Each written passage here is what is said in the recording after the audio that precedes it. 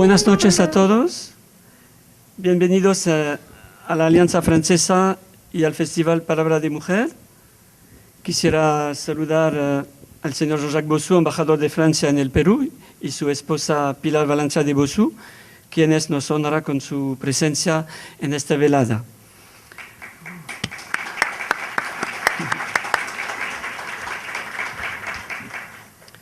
El señor embajador tiene su fan club, entonces.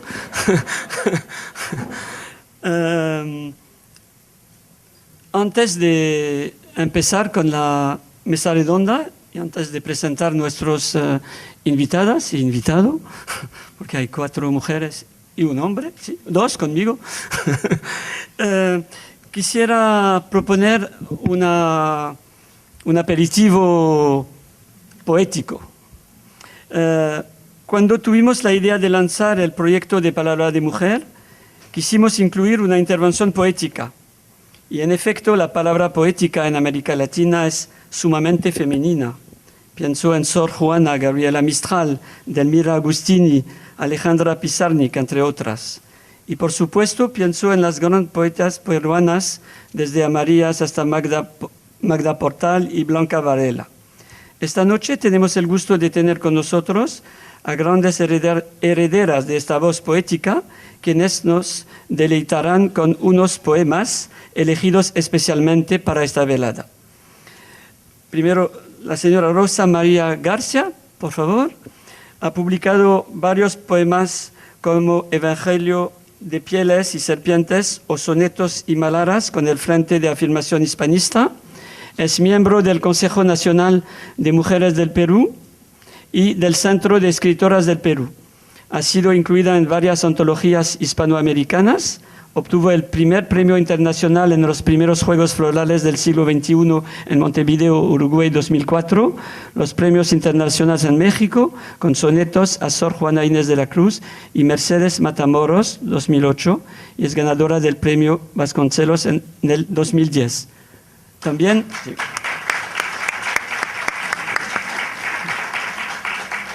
También la señora Elena Pasapera es poeta, periodista y cantante, es especialista en proyectos comunicacionales y culturales de género y sexualidad.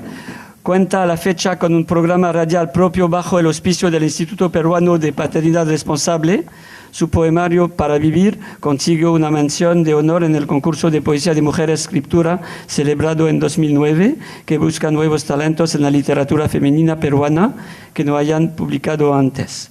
Si bien su poesía hasta el momento es inédita, algunos de sus poemas están en antologías de poesía peruana de mujeres. Entonces, no sé quién quiere empezar. Usted, aquí. Disculpe. En principio, muy buenas noches a todos los asistentes a esta gran institución de la Alianza Francesa. Un saludo cordial a todas las personalidades que se van a hacer presentes también esta noche en una temática tan interesante, tan importante, tan compleja y tan dolorosa como es la violencia contra la mujer.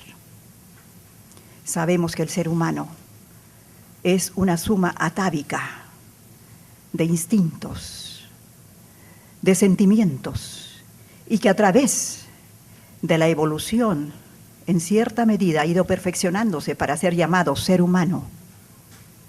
El ser humano, colocado en la escala animal, como animal superior, es el único que piensa, el único que ama, el único que llora y que aprecia la belleza.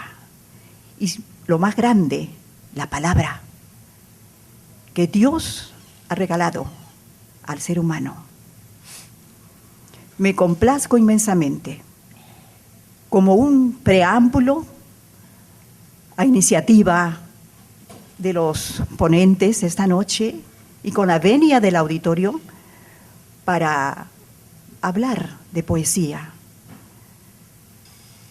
a través del poema, del arte, porque la mujer también, aparte de muchas problemáticas, ella incursiona en el arte, tiene talento. Muchas de vosotros también lo tenéis, pero hay que descubrirlo. Hay que descubrirlo. Quiero entonces en esta noche tan especial, antes de tocar el tema tan fuerte de la violencia, iniciarlo con un poema que he titulado Simur.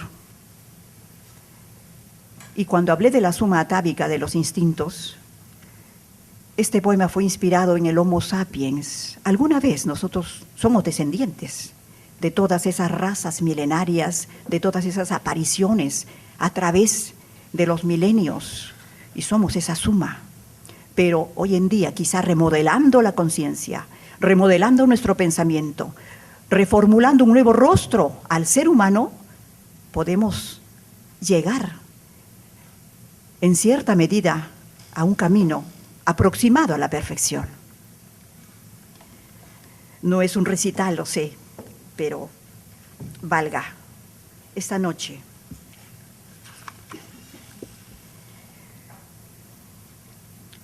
Simur, porque yo también fui el Homo habilis, prosapia de este barro descarnado, y tuve que doblarme excelsamente, como víbora unívoca y salvaje, en el vientre de las crepitaciones. Sobre mi propio frío y entre lobos, exordio estrangulando lo que existe. Porque yo fui mapa de orugas, hiedra fosilizada, bajo el salitre de mis propios huesos, abrasiva ceniza de mi sombra, enfurecida garra del asombro. 9 látigos crispados envilecen el conjuro, lengua de dragones retorcida. Porque después de tantas muertes, máscara supérstite para empezar de nuevo, en cada giro intemporal de la mirada. Y sigo siendo oquedad en un vértice sediento. Yo soy, para mi propia carne arrebatada, fuego umbilical de todas las edades, porque viví muriendo para la resurrección del hombre. Soy enigma, órfica memoria del destello. Hoy despierto, vuelvo a nacer golpeando la existencia. La vida es un milagro, espejismo de sueños saturados, mientras el fuego de las constelaciones incinera otro sueño de luz petrificado. Y el tiempo se hizo carne, hiedra eterna, en la mitad del círculo y las horas. Este fue un poema de un libro que me editaron en México, Simur. Ahora al tema que no puede faltar, que es el amor. Y el amor es lo que falta en el mundo, porque si hubiera amor al prójimo, amor a uno mismo, el mundo sería diferente. El amor salva al mundo, puede salvar al mundo. De este sonetario, Cefeidas. Llévate, amor, el beso de mi boca, el ansia de mis noches insaciables. Si todas las adelfas son culpables, culpable soy al filo de la roca. Llévate, amor, esta simiente loca, de todo lo que empieza y nunca acaba, mas toda fortaleza se socava en leyes de la estirpe que convoca. Mis muslos encrespados como brasas, ramajes que al nacer tú los embrasas, en vértigo de estrellas, mariposas, y sangran las adelfas su hermosura, bajo el fresal ardiente su locura, en nombre del amor se vuelven rosas. Gracias.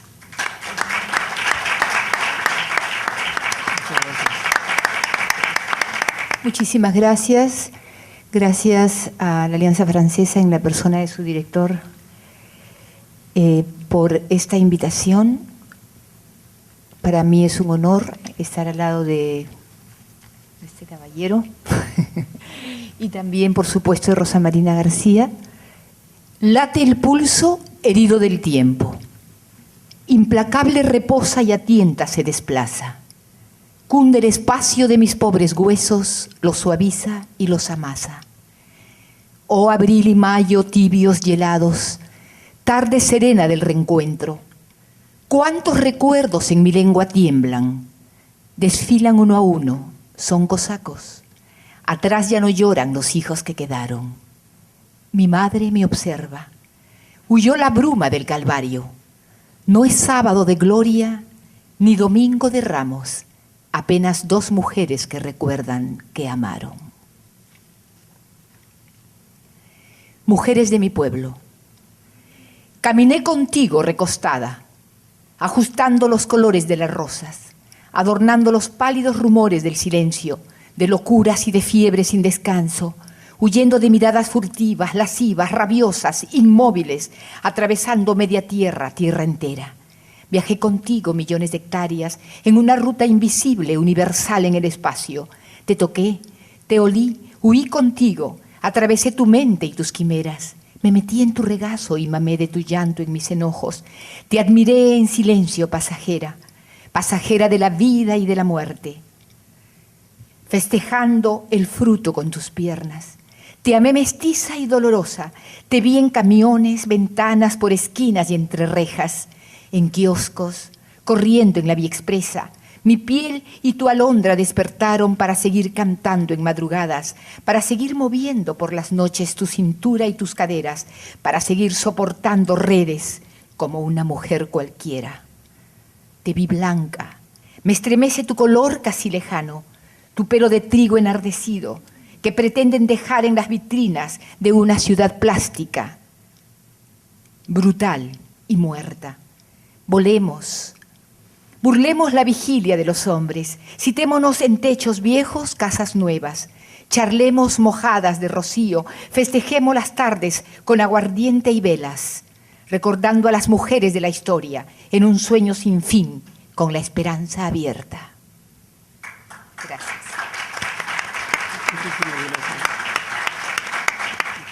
Buenas noches a nuestros panelistas, doctor Miguel Ramos, doctora Silvia Loli Espinosa, el doctor Miguel Ramos, representante del Ministerio de la Mujer y Poblaciones Vulnerables, disculpe, doctora Silvia Loli Espinosa, representante de la Municipalidad Metropolitana de Lima, señora Morela Petrozzi, compañía de danza moderna Danza Viva, la señora Liz Meléndez, directora ejecutiva del Centro de la Mujer Peruana Flora Tristán, y Diana Flores Cabañú, socióloga. Bien. Esta noche tendrá lugar la segunda mesa redonda que organicemos en el marco del festival Palabra de Mujer. El día de la inauguración de Palabra de Mujer, nuestra mesa redonda se centró en el tema de las mujeres como actoras de la cultura y de la sociedad civil. El tema que nos reúne esta noche es el de la violencia de género. La cuestión de la violencia hacia las mujeres ya había sido abordada por algunas de nuestras panelistas en el día de la inauguración. Quisiera, por ejemplo, destacar la intervención extremadamente conmovedora de Magali Solier, quien recordó al público las duras condiciones de vida de las mujeres serranas. La mesa redonda de esta noche se encuadra en las acciones por el Día Internacional de la Eliminación de la Violencia contra la Mujer del pasado 25 de noviembre. Desde 1981, las militantes en favor del derecho de la mujer observan el 25 de noviembre como el Día contra la Violencia. La fecha fue elegida como conmemoración del brutal asesinato en 1960 de las 3 hermanas Mirabal, activistas políticas de la República Dominicana, por orden del gobernante dominicano Rafael Trujillo. La conferencia de esta noche ha sido organizada en colaboración con el Ministerio de la Mujer y Poblaciones Vulnerables, la Embajada de Francia, France Volontaire y las ONG Fundación Tierra de Hombres, la Asociación Niños del Río, AT de Cuarto Mundo y el Instituto Mundo Libre. Es la segunda conferencia que organizamos con estas ONG en el marco de un ciclo de conferencia que aborda el tema de la violencia. La primera tuvo lugar el 30 de octubre con el título La violencia por y contra los niños. ¿Qué significado? Cerraremos este ciclo en febrero del próximo año con un tono más positivo, compartiendo los logros de distintas acciones en contra de la violencia. Y ahora quisiera cederle la palabra a nuestros y a nuestras invitados y panelistas. primero la doctora Silvia Loli Espinosa. No hemos decidido el orden, entonces yo decido solo, así es. El poder del presidente de la mesa, ¿no? Es asesora de la Municipalidad de Lima Metropolitana y coordina los servicios de atención a casos de violencia contra la mujer de la Casa Warmiwasi. Es abogada de profesión, especializada en la promoción y defensa de los derechos humanos de las mujeres y coordinadora de cursos de educación en derechos humanos de las mujeres dirigido a organizaciones sociales. Fue directora ejecutiva de Amnistía Internacional Perú. Le cedo la palabra, señor. Muchas gracias. Muy buenas noches, señor embajador, compañeros, compañeras que nos acompañan, señor Petrosi. Trabajar y hablar sobre la violencia hacia las mujeres tiene que ver con cómo uno quiere abordar el tema también. Y en el caso de la Municipalidad Metropolitana de Lima, realmente constituye un tema nuevo, porque es recién en la gestión de la alcaldesa Susana Villarán en que este se convierte en un tema de agenda política y pública de la Municipalidad Metropolitana. La legislación nacional ha contemplado un conjunto de funciones y de tareas que deben cumplir los municipios y entonces nosotros hemos tenido que comenzar a aplicar, ¿no?, la legislación vigente y a avanzar en ese proceso. Por eso es que el año pasado, el 25 de noviembre, se creó el Centro Integral contra la Violencia hacia las Mujeres y las Niñas de la Municipalidad Metropolitana y que incluye un conjunto de servicios como el servicio legal, el servicio social, el servicio psicológico, el cuidado para los niños y niñas de las mujeres mientras ellas son atendidas, pero también incluye el refugio para ellas y para sus hijos cuando hay situaciones que lo ameriten.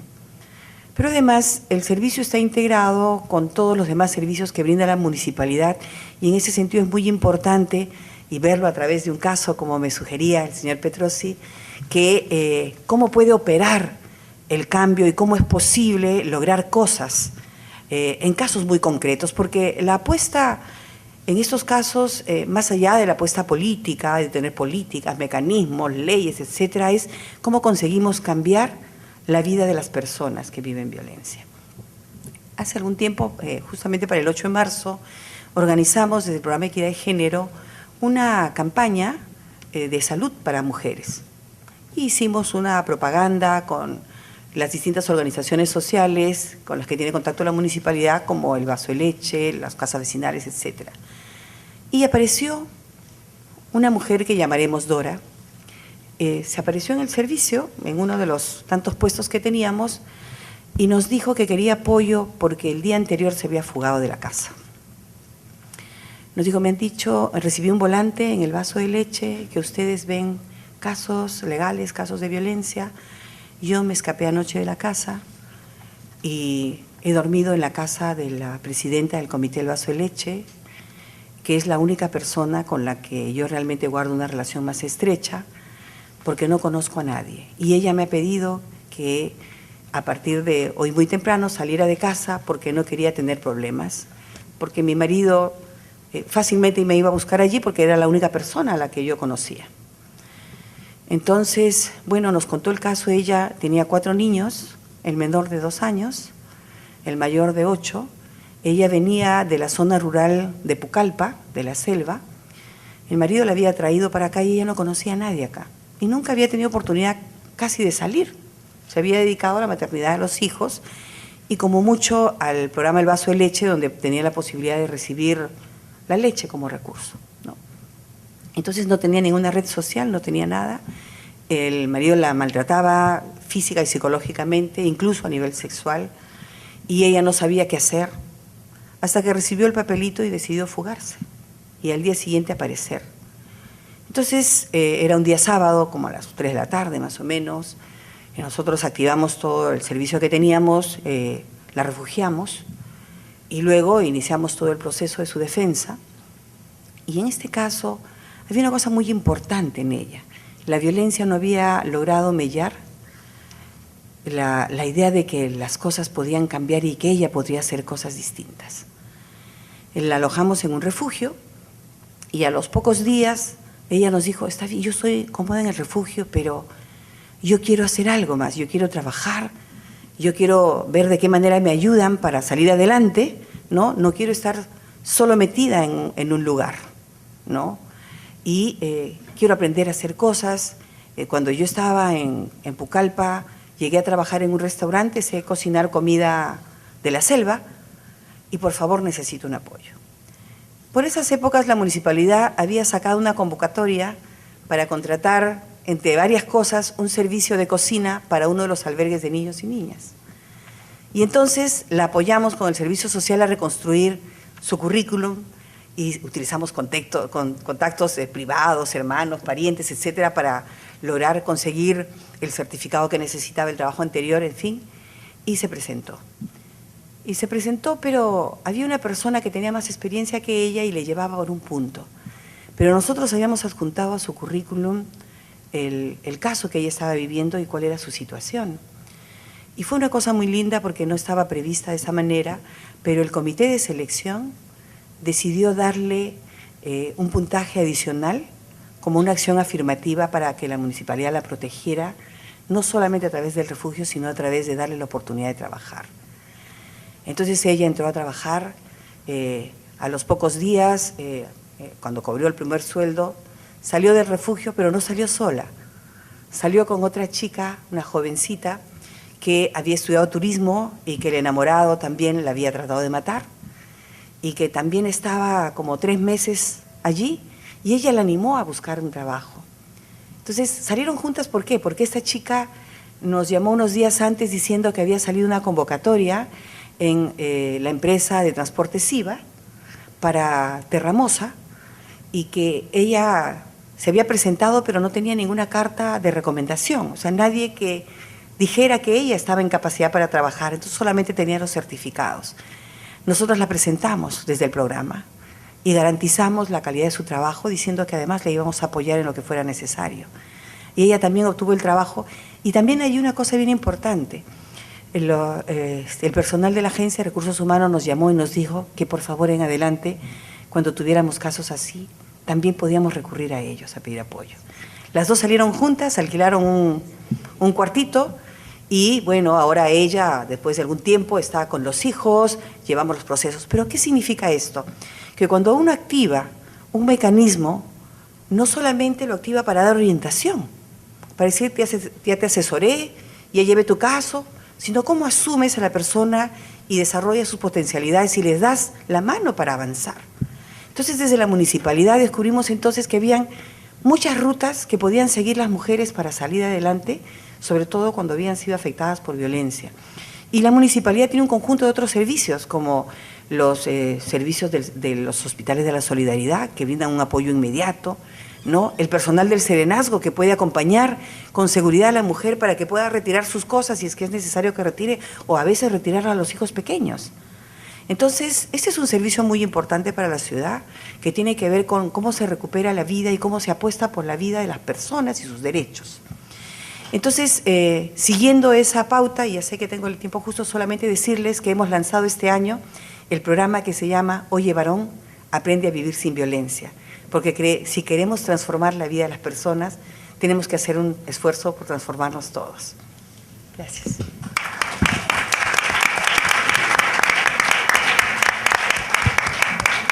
Gracias por su intervención y también para respetar el tiempo de intervención. Ahora quisiera ceder la palabra al señor Miguel Ramos, que es director general contra la violencia de género del Ministerio de la Mujer y Poblaciones Vulnerables, licenciado en Sociología por la Universidad Católica, es también maestro en Demografía por el Colegio de México. Coordina el programa de hombres que renuncian a su violencia de la Universidad Peruana Cayetano Heredia, donde es además profesor asociado. Ha sido director general de la Dirección General de la Familia y la Comunidad y varias veces consultor de organismos internacionales y nacionales en temas relacionados a violencia del género y masculinidades. Muchas gracias también por el apoyo del Ministerio de la Mujer a nuestros eventos, no solamente en la mesa redonda de hoy día. Muchas gracias. Buenas noches con todas y con todos. Para mí es muy honroso me siento muy honrado de participar en este importante panel. Tengo solamente 10 minutos y pensé qué cosa podía decir en 10 minutos y creo yo que es importante que pueda yo transmitirles quizás algunas de las experiencias que fueron importantes para que yo decida dedicar estos 12 últimos años, dedicarme plenamente a la problemática de la violencia contra la mujer. Desde la academia, como investigador, como docente, como promotor en la comunidad y actualmente como director general de la Dirección contra la Violencia de Género. Quizá me voy a remontar al año 1999, cuando como profesor de la Universidad Cayetano Heredia fui invitado a participar en un estudio que quería medir el problema de la violencia contra la mujer de parte de las parejas y que se iba a desarrollar en 10 países del mundo. Este estudio va a ser coordinado por la Organización Mundial de la Salud. Ese estudio a mí me impactó enormemente y me cambió prácticamente la vida porque nunca pensé que la magnitud del problema era tal en el Perú. Pensaba que estaba reducido a pequeños grupos, pero los niveles fueron tan altos, ¿no es cierto? 1 de cada 2 mujeres en Lima era violentada físico-sexualmente por su pareja y 2 de cada 3 en el Cusco. Y yo me cuestioné y dije, bueno, entonces somos muchísimos los hombres que estamos involucrados como agresores de las mujeres y tenemos que cambiar esto. Hay que hacer algo. Primero lo que hice fue averiguar qué se estaba haciendo a nivel de la sociedad, a nivel institucional, para trabajar y cambiar estas cosas, pero trabajando con los hombres.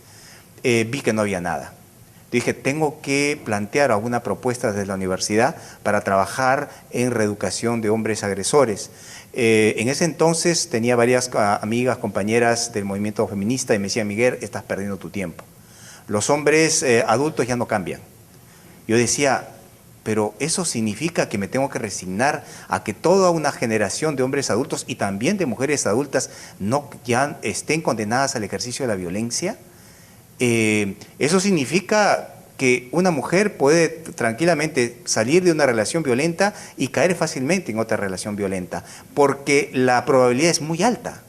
Entonces dije, no, voy a continuar con mi propuesta.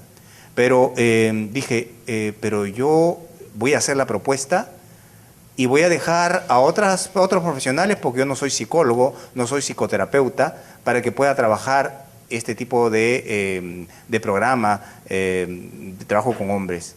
Y dije, pero bueno, no voy a empezar de cero. Quiero conocer lo que se está haciendo en otros países, conseguí un financiamiento para eso.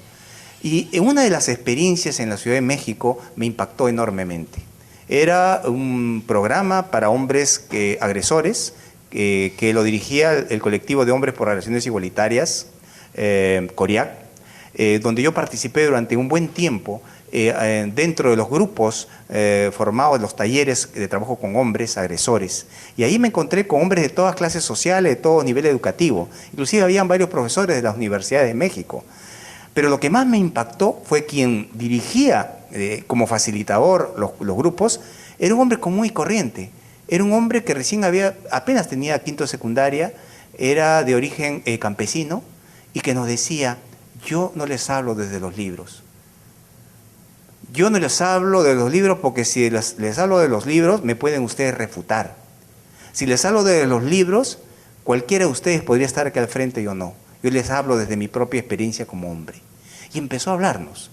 Y ahí empezamos a sentir nosotros identificados. Y como hombres, como nos hablaba, nos sentíamos que no existía ninguna diferencia de clase ni de nivel educativo. Y nos decía él, nosotros desde niños los hombres somos presionados para poder permanentemente estar demostrando qué tan hombres somos, qué tan machos somos. Porque si no, somos tildados de afeminados y tenemos que estar probando, como si fuera la hombría una cualidad siempre en peligro de perderse, ¿no? Y una de las formas para poder probar, nos decía, era que nosotros teníamos que probar que teníamos control, autoridad y poder sobre las mujeres. Y si no, éramos unos mandilones. Mandilones es lo mismo que aquí en el Perú, saco largo pisado. Y eso significa que nosotros no damos la talla del verdadero hombre, somos unos menos hombres. Y entonces ese era un problema que que temíamos los hombres. Y decía, nosotros vamos construyendo una especie de caparazón porque nos van permanentemente impidiendo a expresar nuestras emociones consideradas de debilidad, las cuales son feminizadas.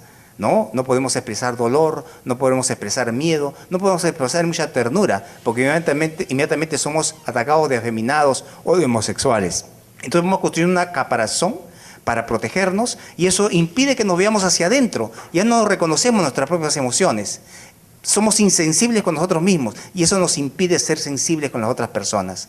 Y esa es una característica muy importante para tener una crianza cercana con nuestras hijas, con nuestros hijos. A las mujeres más bien se les desarrolla esa posibilidad. Y yo empecé a sentirme identificado. Yo tengo 2 hijas y que yo decía, cierto, yo tengo dificultades para poder desarrollar, por más esfuerzos que haga, de una relación mucho más estrecha, más afectiva con mis hijas, lo cual a mi esposa no le ocurre lo mismo. Luego empecé a escuchar de cómo nosotros teníamos una serie de formas de violencia y detrás de ellas estaba la necesidad de demostrar que tenemos autoridad y poder sobre las mujeres. Y me fui sintiendo identificado. Yo que decía que no era violento. Y empecé a ver que tenía una serie de violencias sutiles, ¿no es cierto?, de tipo emocional, que no me da cuenta que eran violentas, pero que yo empecé a identificar que detrás de eso había la voluntad de imponerme, de mantener autoridad, porque si no me sentía mal. Entonces, todo eso me fue cuestionando y pude ver cómo, ¿no es cierto?, que la mejor herramienta para trabajar con los otros hombres no parte tanto de los libros, sino de la experiencia de uno de haber, digamos, cuestionado estas formas, haber cambiado, haber renunciado al ejercicio de la violencia. Eso era lo más poderoso, como él, este facilitador, estaba haciendo con nosotros. Y es por eso que eso fue el origen de que iniciara todo este trabajo a través del programa de hombres que renuncian a su violencia, y que ahora me siento muy orgulloso que el equipo que formamos en el programa sea el que esté transfiriendo la experiencia al municipio de Lima a través del programa Oye Varón, aprende a vivir sin violencia, ¿no? Y ahora desde el Ministerio de la Mujer tengo la inmensa oportunidad de trabajar las políticas considerando no solamente al hombre, diríamos, como alguien a quien sancionar, sino alguien que se puede cambiar. Incorporar a los hombres también como sujeto de las políticas para poder cambiar esto, crear toda una línea de trabajo de prevención con varones. Es un aspecto que queremos nosotros resaltar de manera muy importante. Bueno, eso es lo que les quería yo transmitir. Muchas gracias. Luis Meléndez es socióloga y coordina el programa de Derechos Humanos del Centro de la Mujer Peruana Flora Tristán. Obtuvo un máster en Igualdad de Género en la Universidad Complutense de Madrid. Luis Meléndez se ha especializado en temas relacionados con la defensa y promoción de los derechos humanos de las mujeres. Sus campos de investigación son la violencia contra la mujer, el feminicidio y el acceso a la justicia de las mujeres. Es además coordinadora nacional del Comité de América Latina y el Caribe para la defensa de los derechos humanos de las mujeres, CLADEM Perú, desde el 2011. Por favor. Ok, muchísimas gracias. Bueno, es corto el tiempo, voy a tratar de dar algunas reflexiones. Se me había pedido que diera esta conferencia, digamos, este conversatorio desde las percepciones de las mujeres, desde las voces de las mujeres, las cuales son muchas y las cuales justamente en el mes de noviembre que se conmemora el 25 de noviembre, Día de la No Violencia contra las Mujeres, se recuerdan más, aunque en realidad es un tema que vemos a diario, la violencia contra las mujeres, y que efectivamente, como señala Miguel, todas las personas, hombres y mujeres, somos actores y actoras que tendríamos que estar involucrados en la prevención y erradicación de este terrible problema. Voy a empezar por hacer algunas reflexiones a partir de la experiencia que hemos tenido en Flora Tristán.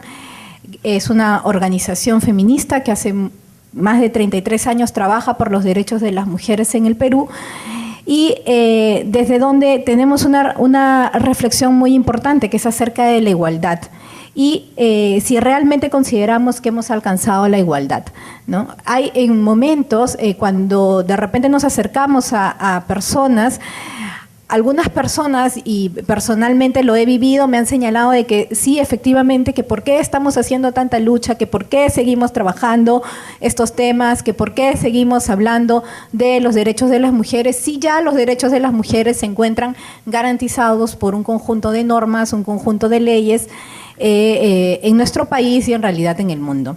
Entonces yo me pregunto y les pregunto a ustedes si realmente creen que hemos alcanzado la igualdad en el mundo, en cualquier lugar del mundo y en nuestro país. Algunos dirán que sí, algunos dirán que no, pero yo creo que efectivamente no, y que esta es una realidad que se vive en cualquier país del mundo. La violencia contra las mujeres, la discriminación contra las mujeres es una situación que no solamente es parte de la vivencia peruana, sino es global, y que se relaciona principalmente porque la igualdad ha sido vaciada de contenido. ¿A qué me refiero con que la igualdad ha sido vaciada de contenido? Se ha entendido la igualdad como que es una situación empírica de, como decir, cuando hablamos de igualdad estamos hablando de uno para ti y uno para mí, cuando en realidad las condiciones históricas y la discriminación, que es estructural, la desigualdad de género es estructural en nuestras realidades, no puede verse de esa manera. Y efectivamente, para alcanzar la igualdad entre hombres y mujeres se tienen que generar una serie de acciones que muchas personas pueden considerar que generan desigualdad. Incluso antes se llamaban de discriminación positiva, pero en realidad son acciones afirmativas que lo que pretenden de alguna manera es equiparar el piso de oportunidades que tienen hombres y mujeres. Y si vamos a las voces de las mujeres, ¿cuáles son las voces de las mujeres en el país? ¿Cuáles son las voces de las mujeres en el mundo? ¿Acaso las mujeres queremos seguir sufriendo situaciones de discriminación? Yo siempre hablo incluyéndome, porque yo pienso que ninguna mujer en el mundo está fuera de una situación de violencia.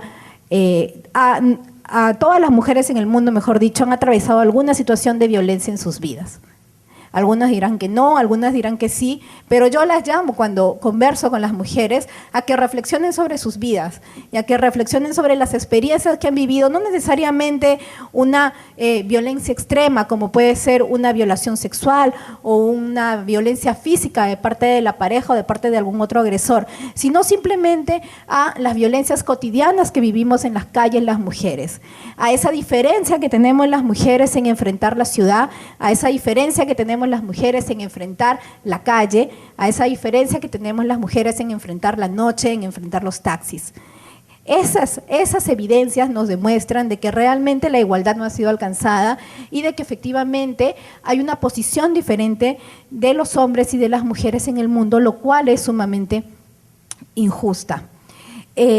Bueno, por un lado quería hacer esas reflexiones y también me traje algunas notas relacionadas con un estudio que realizamos entre Flora Tristán y Manuela Ramos, que es otra organización de derechos de las mujeres, sobre cuál es el impacto que tienen las políticas públicas en la vida de las mujeres a partir de sus propias voces, efectivamente. ¿Qué es lo que piensan las mujeres sobre la violencia? ¿Qué consideran las mujeres que es la justicia? A veces pensamos, no solo nosotros o nosotras, sino también las autoridades, que lo justo es lo que efectivamente se encuentra en las leyes, en las normas, pero de repente para muchas mujeres no es así.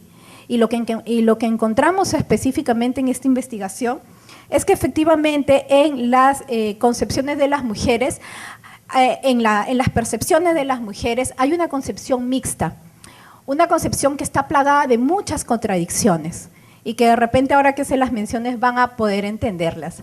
¿Y por qué digo contradicciones? Porque en el imaginario de muchas mujeres efectivamente está la concepción de derechos. ¿A qué me refiero con la concepción de derechos?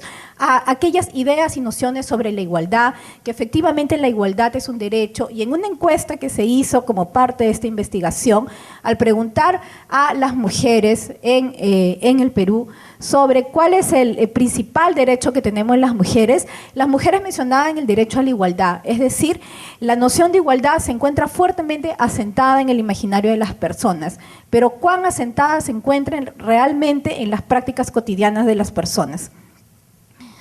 Para llegar a conocer esto, hicimos otra pregunta. y preguntamos, ¿qué es más importante? ¿El derecho a una vida libre de violencia o la unión familiar? Acá vino justamente el problema. El 47% de personas consideraban que era más importante la unión familiar, o sea que privilegiaban la unión familiar al derecho a una vida libre de violencia. Y el 28% no podía discernir entre ambos. Esas mismas personas que habían contestado, el 97%, que el principal derecho de las mujeres es el derecho a la igualdad, no podía la mayoría discernir o preferían la unión familiar a vivir sin violencia, o simplemente les creaba un conflicto interno, una contradicción muy fuerte el poder discernir entre ambas, y justamente estas dudas se dieron, las respuestas hacia la unión familiar o las dudas se dieron entre las personas que tenían familia o pareja. ¿Por qué? Porque es más fácil hablar cuando uno se encuentra fuera de una situación concreta que cuando se está efectivamente dentro de una situación que cambiarla te genera una serie de contradicciones, problemas afectivos. Y eso un poco lo señalo para entender cuál es el universo que viven las mujeres que están en situación de violencia. Entonces, esta concepción mixta que tienen las mujeres dificulta mucho su acceso a la justicia. Es decir, el acceso a la justicia de las mujeres no solamente va a tener obstáculos o limitaciones por un sistema que todos y todas conocemos, que es bastante complicado en el país. O sea, que el Poder Judicial, digamos, no es de las instituciones que la mayoría de personas creemos que tenga legitimidad, sino es de las instituciones que creemos más corruptas, ¿no? Y el sistema de atención a la violencia en el país, lamentablemente, aunque se han generado avances en los últimos años, todavía es bastante deficiente. Y eso lo sabemos personas que trabajamos en el tema, personas que están en las instituciones estatales y el público en general, ¿no? Las personas en general, y lo saben más las mujeres en situación de violencia que asisten y que efectivamente en el Perú denunciar una situación de violencia en realidad es bastante complejo. Bueno, empezando porque en realidad en el país no existe una ley que proteja a las mujeres de la violencia, porque la violencia en el país, la violencia contra las mujeres en el país no es un delito. Lo que está contemplado en la ley es la Ley de Violencia Familiar, que es la Ley 26260, que protege a las personas ascendientes o descendientes o vinculadas, digamos, o vinculadas ya sea por la maternidad o por vínculos conyugales. Es decir, las mujeres tienen protección siempre y cuando o estén unidas a los vínculos familiares o estén relacionadas con la maternidad. Entonces, las ciudadanas de a pie, las ciudadanas, digamos, que están sufriendo violencia y que no tienen ninguna de estas características, están todavía desprotegidas. Eso no significa, por supuesto, que no se pueda sancionar bajo los términos de lesiones o faltas, pero en sí la violencia contra la mujer no es un delito en el Perú, ¿no? Lo que sí se ha avanzado y que deben haber escuchado en las noticias, ¿no?, es en la tipificación del feminicidio. En el año 2011 se tipificó el feminicidio. Bueno, en realidad se agravó la figura de parricidio, ¿no?, y incluyendo el término de feminicidio cuando hay una relación conyugal de convivencia o una relación análoga. Y actualmente, bueno, el 21 de noviembre ha salido un dictamen de la Comisión de la Mujer del Congreso de la República solicitando que el Congreso apruebe la ampliación de la tipificación de este delito para incluir no solamente el feminicidio íntimo, sino también el feminicidio en otras circunstancias, ¿no? Digamos que ahí hay avances importantes. Pero bueno, volviendo al tema de las concepciones de las mujeres, encontramos que por un lado hay todo un campo normativo, muchas veces difícil, que efectivamente en la letra garantiza, ¿no?, la protección de algunas mujeres, ¿no?, pero que también hay una fuerte... Hay imaginarios colectivos, ¿no?, en donde la concepción que le llamamos en este estudio familista, que significa privilegiar la unión familiar a los derechos individuales de las personas, prima. ¿Y por qué algunas personas, por supuesto, cuando menciono esto, no están muy de acuerdo porque creen que estoy en contra de la familia? Pero no, en realidad yo no estoy en contra de la familia, es más, amo a mi familia muchísimo, pero sí creo que ninguna familia puede lograrse en una situación de violencia. O sea, no es como decir que es primero la gallina o el huevo, ¿no? Así se dice, ¿no? La gallina o el huevo, y en realidad ninguna familia, no se me ocurre una familia unida en una situación de violencia, ¿no? Entonces, eso es algo que nosotras encontramos en el horizonte de las mujeres que limitaba efectivamente su acceso a la justicia. Sin embargo, habían elementos en sus percepciones, en su imaginario, que debíamos de fortalecer, y eso solamente se logra mediante procesos de empoderamiento en los derechos humanos que puedan alcanzar una conciencia, que puedan lograr una conciencia de derechos. Por eso, y ya con esto termino porque ya vi que me pasé, este 25 de noviembre que pasó, las organizaciones feministas y las organizaciones de mujeres en general hemos levantado el tema de la autonomía como clave para el ejercicio de la ciudadanía. Y eso no solamente lo decimos nosotras, ¿no? Sino que ha sido un tema ampliamente abordado por la filosofía incluso, en donde no puede hablarse de la ciudadanía si no existe autonomía. Y lo que está detrás de toda forma de violencia contra las mujeres es la negación a la autonomía, la autoafirmación, el derecho a decidir sobre los cuerpos, el derecho a decidir sobre la vida de las mujeres, ¿no? Muchas gracias. Muchas gracias. Diana Flores Cavañú es licenciada en Educación Secundaria en la especialidad de Historia y Ciencias Sociales, egresada del Instituto Pedagógico Nacional de Monterrico, con bachiller en la Universidad Femenina del Sagrado Corazón, y estudió de posgrado en Políticas Sociales de Infancia en la Universidad Nacional Mayor de San Marcos. Entre el 2005 y el 2010, Diana Flores Cavañú trabajó con la ONG CESVI de la cooperación italiana para intervenir con adolescentes y jóvenes en situación de riesgo de explotación sexual en los distritos de San Juan de Miraflores, Villa María de Triunfo y Villa Salvador. Cedo la palabra. Buenas noches con todos. Muchas gracias, Paul, por la invitación. Enmarcando el tema de la prostitución de jóvenes dentro del marco de este evento, puedo tocar y me gustaría mucho primero poder plantear el tema de la prostitución en un marco general, con definiciones generales en 3 puntos específicos: qué es prostitución, qué es explotación sexual y finalmente qué entendemos por violencia, ¿no? Entonces, podemos encontrar que en término de prostitución viene a ser la actividad que consiste por una persona, que puede ser ambos sexos, hombre, mujer, y también, por qué no decirlo, personas homosexuales, que en aceptar y tener relaciones sexuales con un cliente. También se define la prostitución como se entiende por prostituta, que desde el punto de vista comercial ofrece servicios sexuales a un individuo a cambio de un pago monetario inmediato de manera evidente, ¿no? Entonces, viendo en este marco de definiciones sobre el tema de la prostitución, también quiero aclarar que no solamente existe un cambio monetario respecto al tema de la prostitución, sino también existen los cambios trueque, que no necesariamente va a involucrar dinero en esto, ¿no? Puede ser a cambio de alimentos, puede ser a cambio de vestidos, puede ser a cambio inclusive simplemente de compañía, generalmente con los clientes. El tema de la explotación sexual, visto como una forma de coerción y violencia contra estas personas que están dentro de esta actividad. Y en sí, ¿qué es en sí la violencia como tal? Y no es más que el uso de la fuerza física o psicológica para coaccionar y dominar a una persona.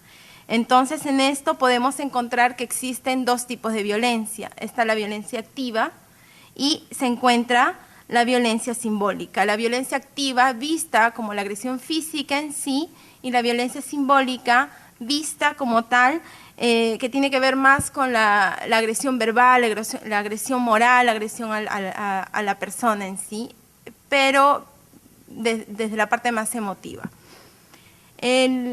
trabajé mucho tiempo y el tema de la prostitución en los distritos de Villa María del Triunfo, Villa El Salvador y San Juan de Miraflores. Estos distritos se encuentran ubicados en la zona sur de Lima. Estamos hablando la parte de Miraflores, Surco, entonces vamos entrando por Chorrillos, San Juan de Miraflores. Lastimosamente no tengo acá un proyector, ¿no?, para ubicar un poco. Pero cabe resaltar que en los distritos de San Juan de Miraflores, de Villa María del Triunfo y Villa El Salvador, nos hemos encontrado con el tema de la prostitución, pero de diferentes formas y de diferentes modos. Entonces, en el distrito de San Juan de Miraflores nos encontramos con una población de 3.035.237.000 habitantes, y es el octavo distrito más poblado del Perú. En Villa María del Triunfo nos encontramos con 355.761 habitantes, que es el séptimo distrito más poblado del Perú, y en Villa El Salvador con 367.436 habitantes, el cual es el séptimo distrito más poblado de Perú. Entonces, ¿qué entender en todo este marco? Lo que pude encontrar y cómo es que luego hemos trabajado el tema, es que era para nosotros muy importante, primero, llegar a la chica, llegar al chico, sin sentir que los estamos violentando. Cada distrito es diferente, cada distrito tiene situaciones completamente diferentes, pero sin embargo se enmarcan en un solo punto. Entonces, en el distrito de San Juan de Miraflores nos hemos encontrado con jovencitas de 15 a 25 años de edad que están dentro de esta actividad. Asimismo, también el consumo de drogas, y la mayoría de estas chicas son chicas que han nacido en Lima y que vienen de familias migrantes, ¿no? Entonces, sus padres o los tíos o los abuelos han nacido, han crecido en las provincias de la sierra generalmente, se trasladan a Lima y estas chicas nacen o crecen también dentro, ya en Lima, pero ejercen la prostitución fuera del distrito generalmente, o fuera de su zona, del lugar donde viven. En el distrito de Villa María del Triunfo nos hemos encontrado con jóvenes travestis, la mayoría de ellos entre 14 a 27 años de edad. Entonces, el ritmo aquí también es completamente diferente, así como el pago que se les hace o el cobro que ellos hacen, y la atención también a sus clientes. Y aquí hemos encontrado que existe el consumo de alcohol, más no de drogas. Y en el distrito de Villa El Salvador nos hemos encontrado con jóvenes de 19 a 17 años, mujeres, y que la mayoría de ellas son chicas que migran, es decir, que han estado viviendo en la sierra o en la selva de nuestro país y que han sido traídas aquí por la pareja o por un padrino o una madrina que, con engaños de decirles que van a encontrar un trabajo, terminan finalmente en medio de ser prostituidas, ¿no? Entonces, ¿cuál es la metodología que se planteó, con la cual se pudo intervenir frente a esta situación? Empezamos a hacer las visitas domiciliarias, que tiene que ver con todo el acompañamiento dentro de las familias. Creíamos, como menciona Liz, las familias es el eje importante de estas chicas, pero mientras que existe la violencia dentro de ello, es muy difícil poder llevar el tema y poder trabajarlo también directamente con las chicas sin involucrar a sus familias. Entonces, para nosotros fue muy importante empezar a trabajar este tema vinculando a las chicas con sus familias. Entonces, nos hemos encontrado con casos en la que directamente son los padres o la pareja quienes inmersen a la chica en el tema de la prostitución, desde muy pequeñas, ¿no? Y es porque la abuela ha sido prostituta, la mamá ha sido prostituta, ahora la hija lo es, y así es una cadena que sencillamente no se rompe. Entonces, el tema de violencia va acrecentándose más según el tiempo también, ¿no? Y según cómo es que estas familias van transformando también sus conceptos. También, bueno, estaban las entrevistas, que era directamente con las chicas, y en esas entrevistas, cuando conversábamos con ellas, la mayoría de 10 chicas es un ejemplo, porque hemos trabajado con 75 chicas que se dejaron acompañar, ¿no? Pero pongamos una muestra de 10 chicas, 9 nos decían que entraron a este mundo de violencia, de prostitución, desde los 10, 15 años, y la mayoría de ellas fue con la ayuda de la madre, ¿no? Porque es la madre quien la inmerse, quien te pone el cliente, yo estoy acá, yo estoy afuera, si algo te hace, gritas, yo entro y te protejo. Está todo este concepto, ¿no? Y también la mayoría de ellas nos decía que el por qué se inmersen dentro de esto, y es porque la mayoría de ellas han sido abusadas sexualmente.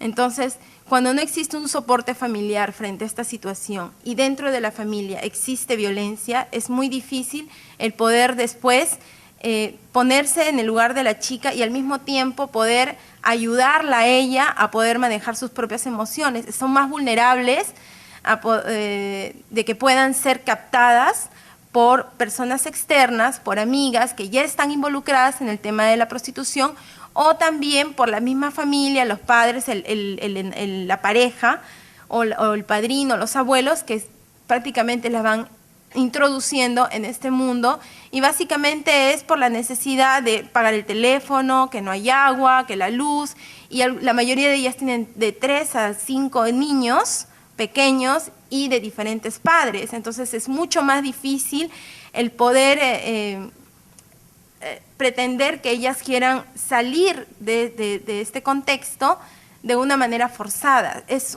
parte de un proceso. Con muchas de ellas puede tomar 3 años, con algunas puede tomar 6, con 6 años, con otras puede tomar meses, y al final es parte de este proceso, ¿no? Y uno va entendiendo también esto.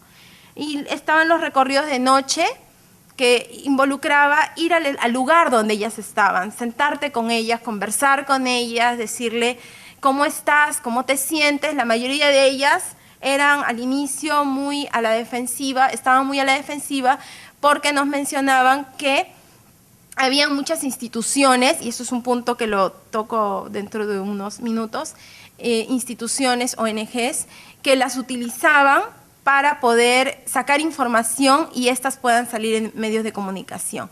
Entonces vemos que el tema de violencia no solamente parte desde la familia o el contexto de estas chicas, sino también de la opinión pública, de la sociedad, y se van creando estigmas, ¿no? Estigmas para estas chicas, estigmas para estos chicos, en las cuales nosotros de alguna u otra manera también estamos involucrados y somos parte de esto. ¿Cuáles son estos motivos de entrada en este comercio sexual? Uno, que está la precariedad económica y las familias monoparentales en su mayoría. 2, la ausencia de un soporte familiar, que el apoyo, sobre todo cuando existe un abuso sexual durante la infancia. La socialización con amigas que ya están involucradas. Cuando entrevistaba a muchas de las chicas, algunas de ellas mencionaban que cuando ellas iban o salían, tenían 15, 16 años, no iban al colegio, muchas de ellas dejaron el colegio, preferían ir a las fiestas chichas, que son las fiestas de los barrios populares que se dan generalmente en las periferias de Lima, ¿no? Entonces preferían ir allí, y allí se encontraban con amigas, con chicas que se ponían a tomar, que de alguna u otra manera generaban una confianza, iban generando un vínculo, y estas chicas ya estaban inmersas, la mayoría de ellas, en la prostitución. Entonces, a raíz de eso también uno de los factores que no, bueno, para sacar no solo mencionar el tema de familia, sino también todo este entorno de sociedad, cómo es que van involucrando a estas chicas menores de edad que luego crecen, ya se hacen mayores, 26, 27 años, y siguen inmersas dentro, ¿no? Luego está la tentación de la sociedad de consumo. Esto es muy importante porque cuando también conversaba con ellas, le preguntaba, ¿hasta cuándo piensas estar aquí? Y me decían, bueno, lo que pasa es que al inicio era porque me sentía mal, no quería estar en mi casa, me llevaba muy bien con los clientes y tenía la plata, lo que yo quería porque era joven. Ahora, luego, bueno, tuve mis hijos, ahora necesito comprarles la zapatilla, que la marca, que los amiguitos tienen esto, Luego vino el hecho de que soy mujer, o en este caso soy travesti, ¿no? Y necesito verme bien, necesito arreglarme. Entonces está toda esta definición de lo que viene a ser el consumo, ¿no? Una sociedad de consumismo que va atrayendo de alguna u otra manera y va transformando también a lo que se refiere necesidad, ¿no? Del por qué es que realmente es que estoy aquí, estoy inmersa en esta actividad. Sí, bueno, ya, entonces, y luego, entrando a la situación de violencia, ¿quiénes, en este contexto, quiénes están involucrados? Y ya para terminar, ¿quiénes están involucrados? Está la policía, y es muy curioso porque generalmente nosotros hemos rescatado, cuando vamos a ver a las chicas a veces no están, preguntamos dónde están y es que ha venido la policía y se las ha llevado, entonces teníamos que ir a la comisaría, hablar con la policía para que las puedan sacar, porque la mayoría de ellas se quedaban hasta las 2, 3 de la mañana por no querer tener relaciones sexuales con ellos en los baños. Entonces, con esta intención yo te saco, pero como no quieres, entonces te quedas hasta las 2 acá. Entonces íbamos y hacíamos todo un trabajo allí, con los policías también, con serenazgo. Hay una agresión de parte también de esto, ¿no? El cliente, que de por sí el delito lo comete él, ¿no? No la chica. Existe una ley actualmente en la que menciona que el delito lo comete el cliente, no la chica. Entonces, la explotación es quien explota, quien se lucra es el cliente o el tercero que está detrás. La pareja, la familia que ya mencioné, los medios de comunicación que de alguna u otra manera buscan un beneficio mediático ante esta situación. La violencia simbólica de parte de las ONGs. Yo, la verdad, he trabajado para ONGs y me imagino que acá también hay personas que lo están trabajando.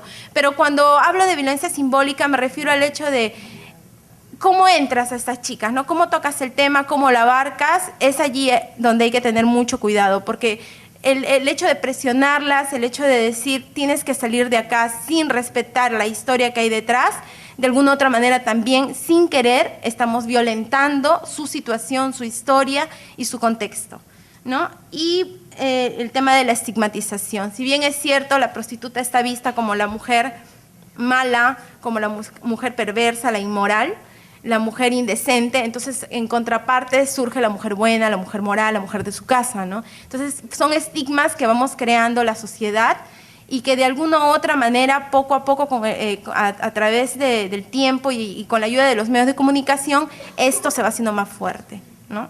Eso es todo. Muchas gracias. Morera Petruzzi es bailarina de formación, estudió danza moderna en las universidades Western Michigan y Sarah Lawrence College de Nueva York. Ha completado su bachiller de danza moderna y coreografía con un diploma en estudio de la mujer. En 1996 es premiada a nivel nacional por la Universidad Católica por su ensayo La danza moderna más allá de los géneros masculino y femenino, y lleva sus creaciones coreográficas a varias ciudades del mundo. En 1999 y 2001 es invitada por Luis Peirano para dictar el curso Principios de Danza a los alumnos del Departamento de Ciencias y Artes de la Comunicación de la Universidad Católica. Actualmente codirige con Lucelia Boll la Escuela Independiente y Compañía de Danza Moderna, Danza Viva. Entonces, le cedo la palabra. Gracias por tu invitación y a todo el equipo de la Alianza Francesa. Gracias por estar acompañados en esta mesa rectangular, porque no es redonda, con todas estas distinguidas personalidades que estamos haciendo muchísimo desde nuestras trincheras. Lo mío tiene que ver con el cuerpo. El cuerpo habla, hace que las mujeres se paran y hacen este gesto conmigo. Por favor. Las mujeres.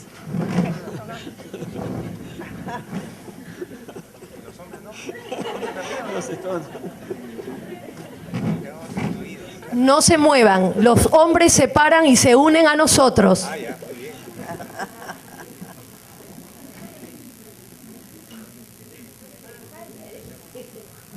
Listo, nos podemos sentar. Bueno, este ha sido un pequeño ejemplo de lo que puede hacer el cuerpo. El cuerpo habla, la forma como nos movemos habla de nuestra habilidad de poner en acción nuestros propósitos y de darles expresión.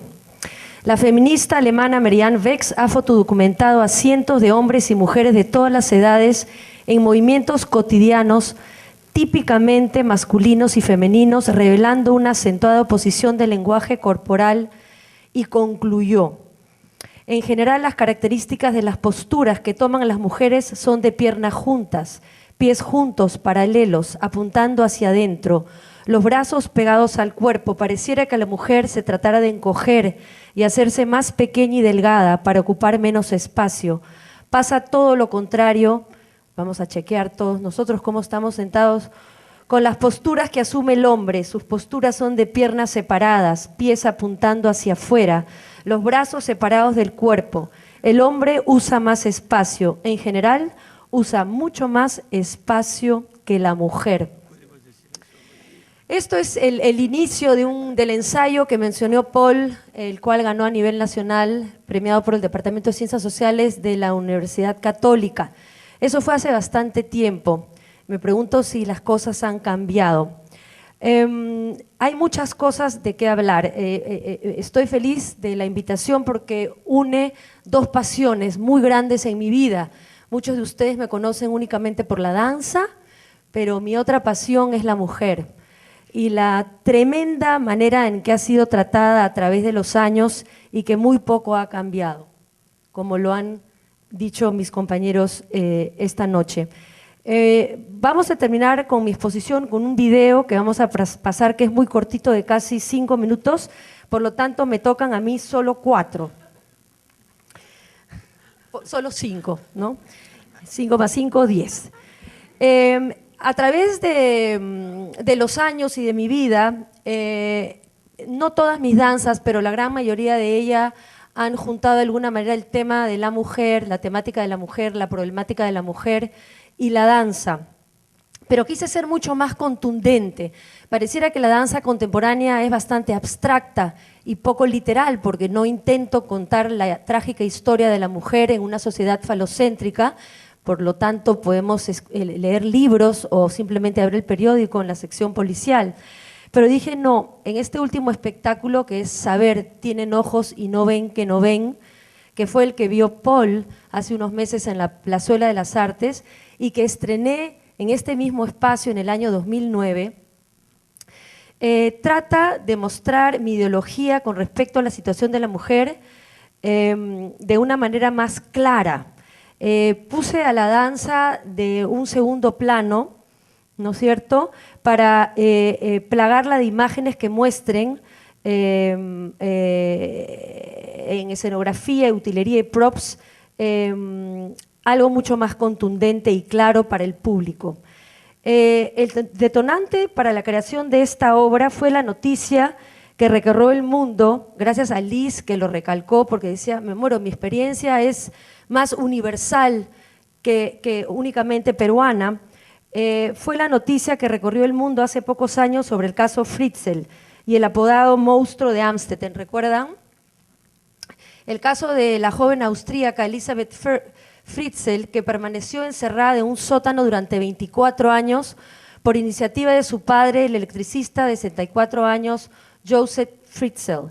Su padre abusó de ella desde que tenía 11 años de edad y durante su cautiverio fue maniatada y drogada y dio a luz 7 hijos. Uno de ellos murió y fue incinerado por su propio abuelo padre.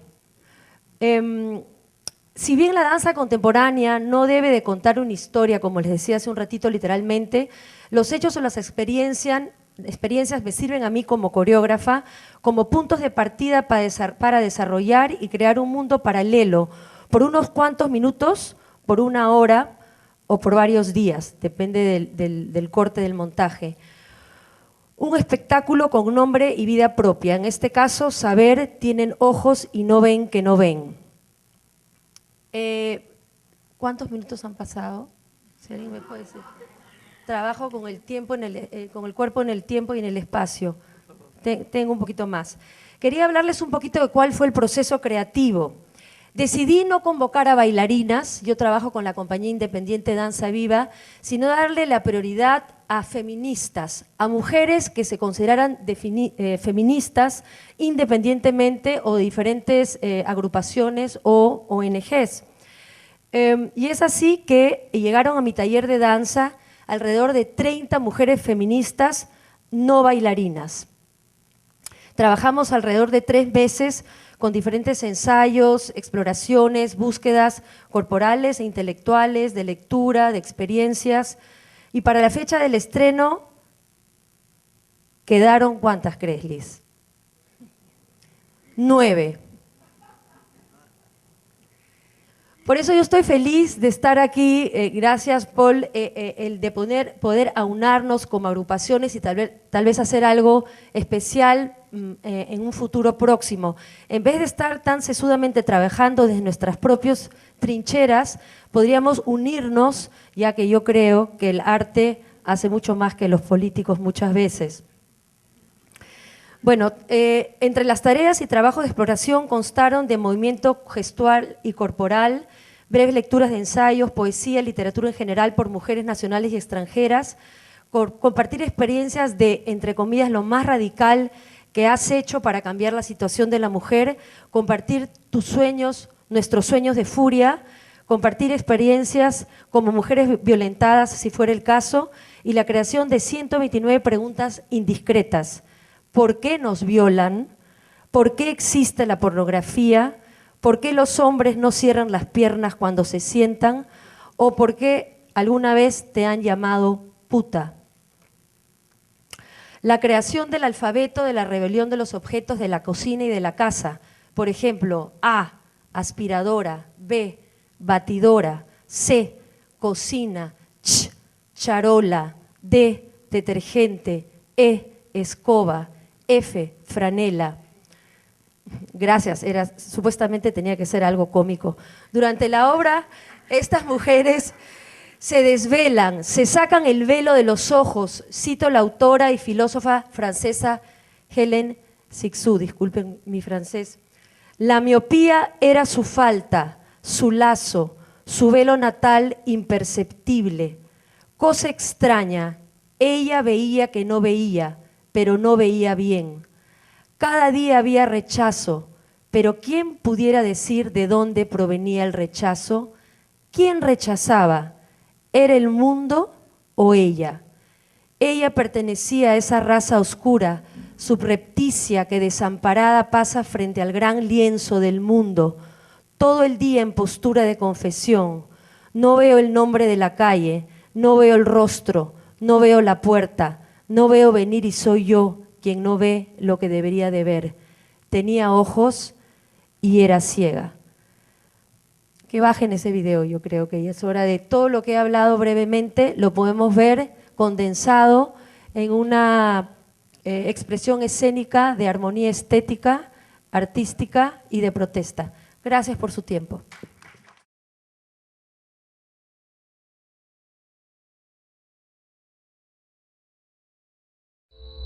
Hay quienes se atreven a decir que las mujeres y los hombres somos iguales. Esperan que me comporte de acuerdo a sus caprichos, sociedad. Lo siento, esa no es mi prioridad.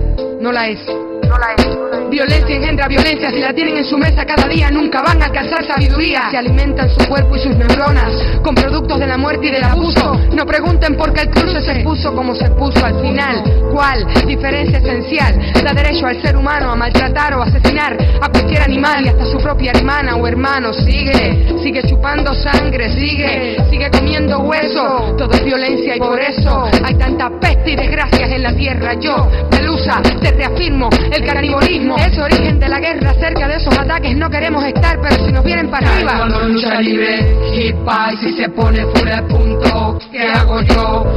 Cuando lucha libre, hip hop, si se pone full el punto, hay que partirla. Dímelo. Todas y todos sufrimos violación, pero Dichabá nosotras somos primer escalafón. Dime, debo desnudar un bello cuerpo. Dime, debo afeitarme las axilas como un puerco. Dime, debo ser Así, así. doméstica, económica, raquítica, gráfica, cómica, dramática, rítmica, melódica, poética y vulgar. Muy común y corriente, nunca salirme de la norma, nunca diferente para lograr ser aceptada. Y con todo y eso, las conozco muchísimas que son así y no han logrado nada. No son felices, no conocen ni sus narices, no las conocen. Representación corpórea de este drama. Se acabó el abuso. Victoria para las damas. No somos iguales. Representación corpórea de este drama. Se acabó el abuso. Victoria para las damas. No somos iguales. Ella salía del boche equipo más allá de las 2 sábados en la noche. El punto pinta súper serio, camisa, cuadro, chapa y puño de algún oscura, forcejeo, bofetón, grito, lucha dura, humillación, fracturas internas, heridas eternas, violencia entre piernas.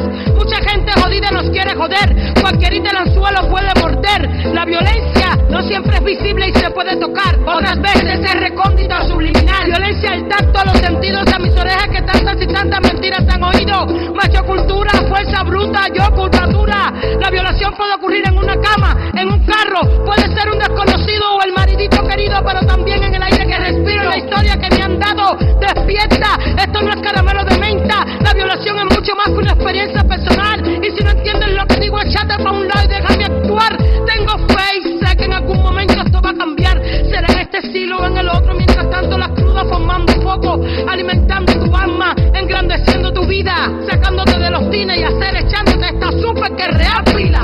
Dolorosa esta pila. Coge 15 millones en África sin clítoris para vivir. Las cabezas negras su rostro nunca pueden descubrir. En todos los países el 80, el 90% maltratadas hasta morir. En todos lados te meten pase. Representación corpórea de este drama. Se acabó el abuso. Victoria para las damas. No somos iguales. Representación corpórea de este drama. Se acabó el abuso. Victoria para las damas. No somos iguales. Violentadas, violentadores, no somos iguales. Penetradas, penetradores, no somos iguales. Las señoras, los señores, no somos iguales. La validez y los colores, diversidad. No somos iguales. Aléjate de la forzosa salida, aléjate del peligro de la esquina. No somos iguales. Crudas, victoria para las damas. Oso. Victoria.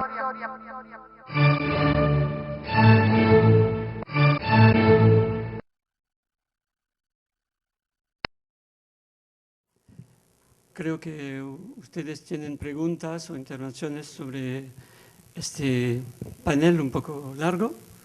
Sí, por favor.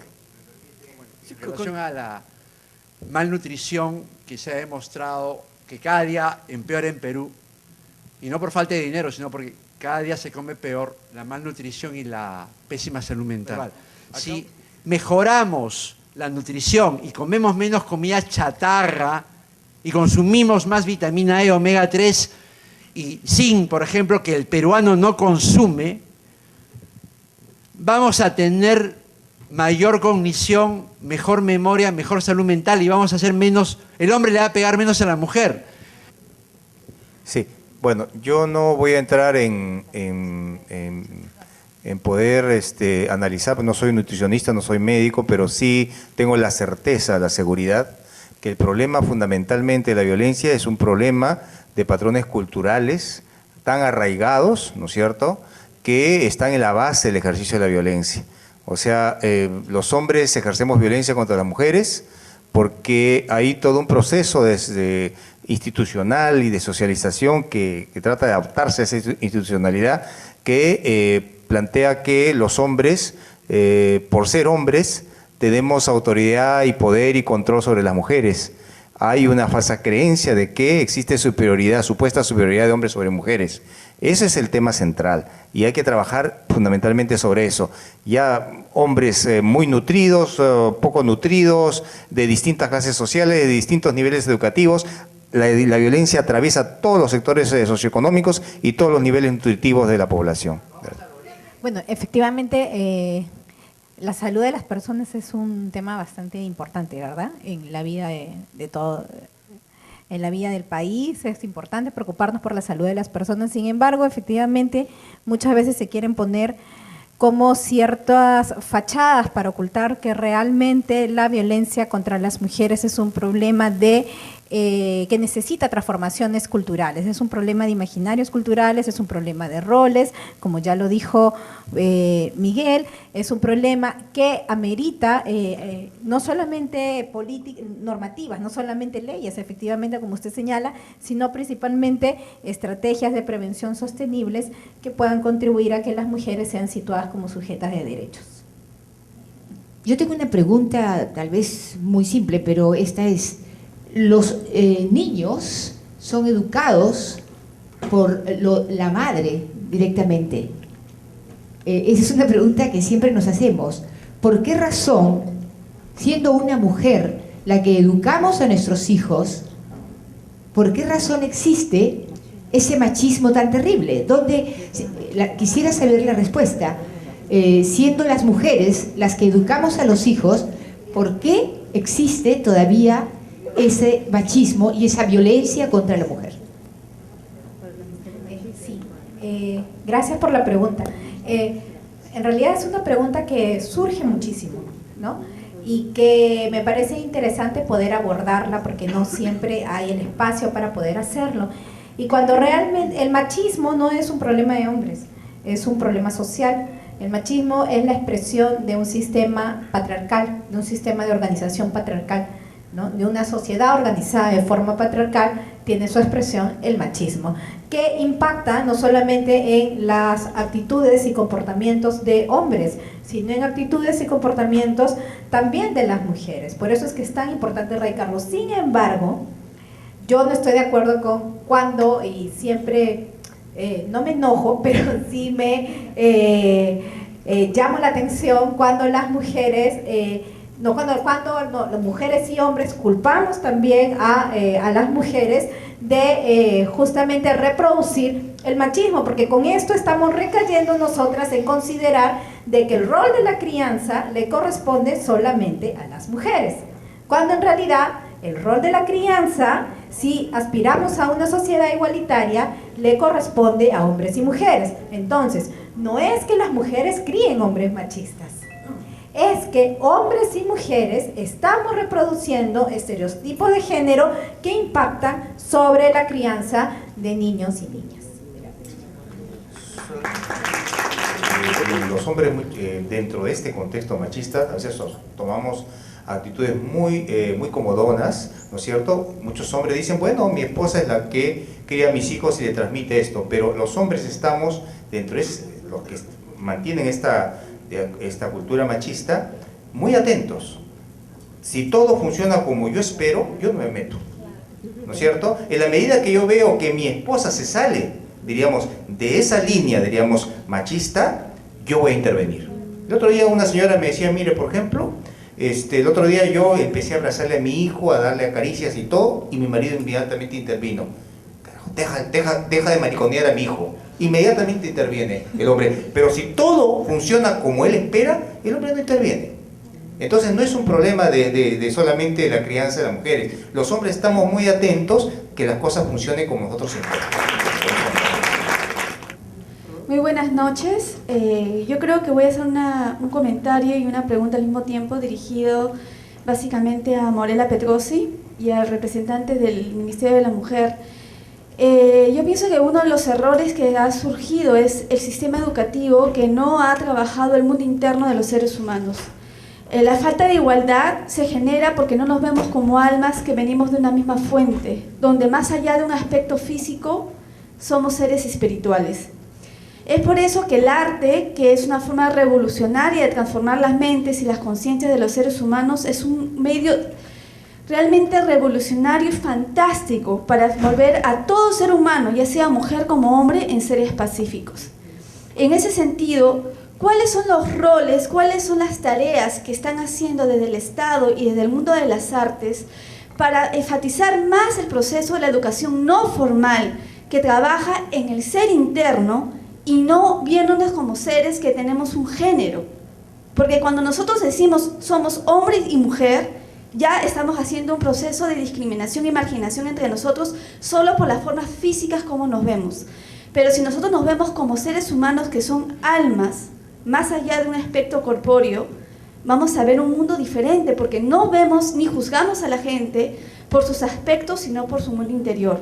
El arte como revolución y como un medio de sanación interna. Muchas gracias. Úrsula es una bailarina que trabaja conmigo. Bueno, su pregunta me gusta, ya le hemos hablado en las clases algunas veces. Y estoy de acuerdo con ella. Yo veo que tu respuesta tiene dos partes y voy a ser breve. Efectivamente, todos venimos de un mismo universo y de una misma energía. Eso, el daño que tú le haces a otra persona, te lo estás haciendo a ti mismo. Hay todo un estudio metafísico que eso es cierto, y no solamente existe lo que vemos, existe también lo que no vemos y lo que sentimos. Y eso ya entra también al panorama del arte. Muchas veces el impacto que uno hace a través de una obra de teatro o de danza o alguna otra expresión artística exalta y conmueve al espectador de una manera sensorial que hace ese hecho algo inolvidable. Por eso es de que yo, personalmente, desde mi trinchera independiente de danza viva, es lo que trato de hacer.